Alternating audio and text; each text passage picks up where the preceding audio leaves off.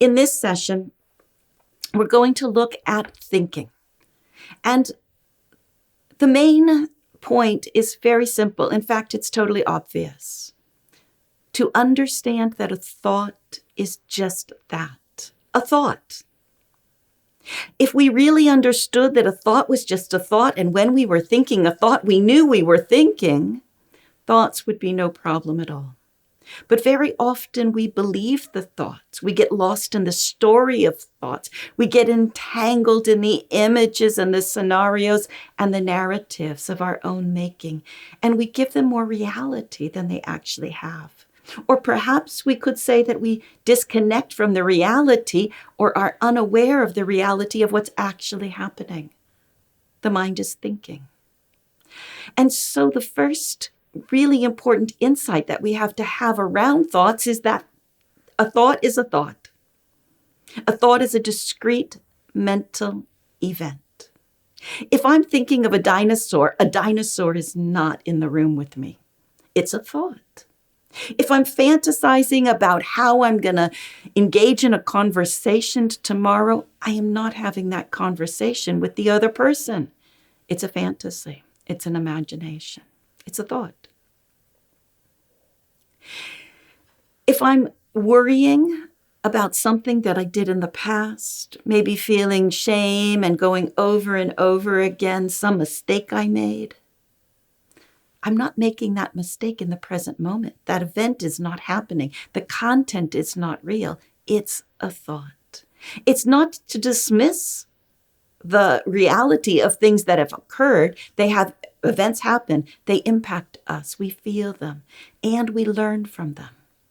But if we habitually rehearse them or repeat them or ruminate on them and don't have control over what we think, then we can really be entangled in our own mental scenarios and suffer.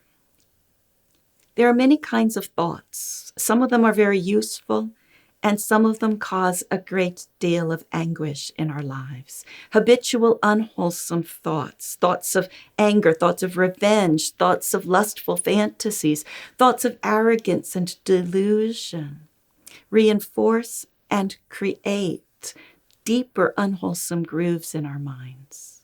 But we also have beautiful thoughts, thoughts of wisdom and understanding, curiosity that leads to learning, thoughts of compassion, thoughts of kindness and generosity that really brings forth those beautiful qualities of our hearts and of our minds and brings those into the world.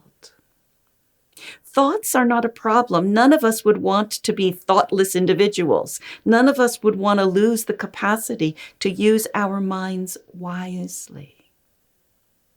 But are you using your mind wisely or caught in habitual patterns? For most of us, each day, sometimes we're caught in habitual patterns, thinking things we wish we weren't thinking. And sometimes we're engaging out of wisdom and compassion and kindness and virtue. It's important to know the quality of our own thoughts, to know if those thoughts are leading to what is beneficial or what is harmful. The Buddhist said that whatever one frequently thinks and ponders upon, that will become the inclination of one's mind.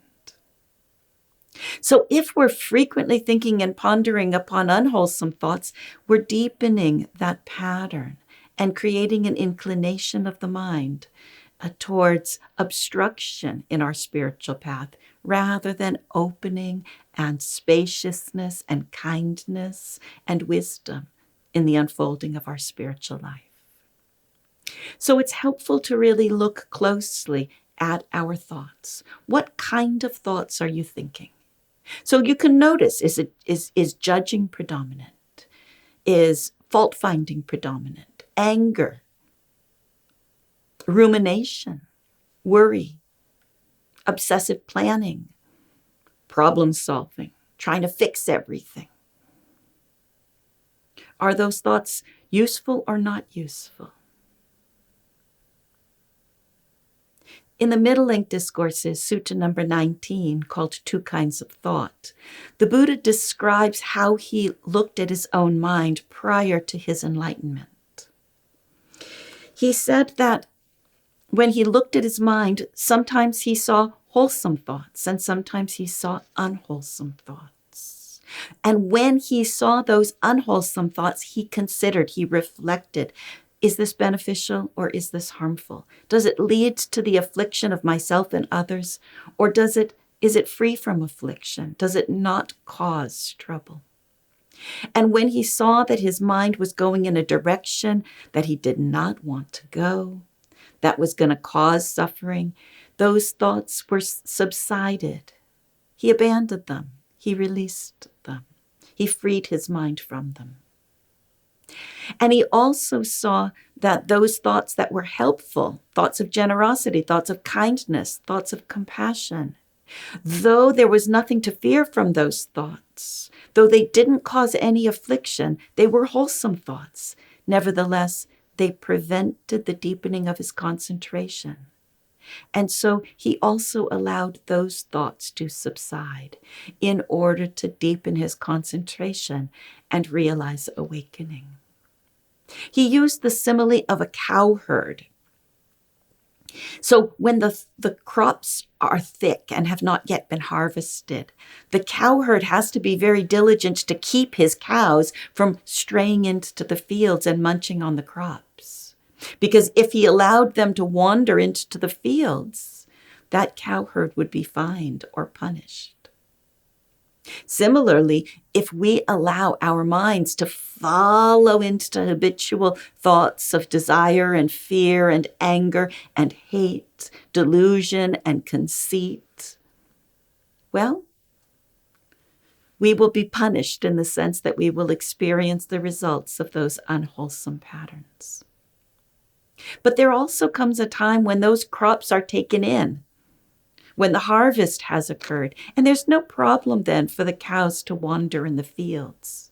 Similarly, there are times when just as the cow herd can sit under the shade of a tree and simply be mindful that the cows are there, so too there's a time when we can look at the quality of our minds and realize there's nothing to fear here. There's absolutely no problem with these thoughts of wisdom and clarity, with reflection and kindness, with commitment and with virtue. And so we can rest back and simply be mindful that those thoughts are there. So we have a different mode of working with thoughts. That mode changes depending upon whether the thoughts are useful or not useful, beneficial or not beneficial, harmful or helpful. And we also consider our aim. Is it the time to just rest back and allow the thoughts to arise and pass with no entanglement and no concern? Or are we trying to perhaps deepen our concentration, really steady our focus on something? And we might want to be more diligent and work more specifically with removing certain distracting thoughts. So to review, the main point here is to recognize that a thought is a thought. What's actually occurring is a mental activity. And then we can look at the type of thought that's arising and consider, is it wholesome or unwholesome? The Pali terms are kusala and akusala. Is this a pattern we want to develop? If we frequently think and ponder upon this thought, is it the inclination of our mind that we want to deepen? And of those thoughts that we realize, I don't really want to cultivate those thoughts, there are certain thoughts that we can then work with, those patterns that we can learn to free the mind from. And this will be the topic of the next session. See you then.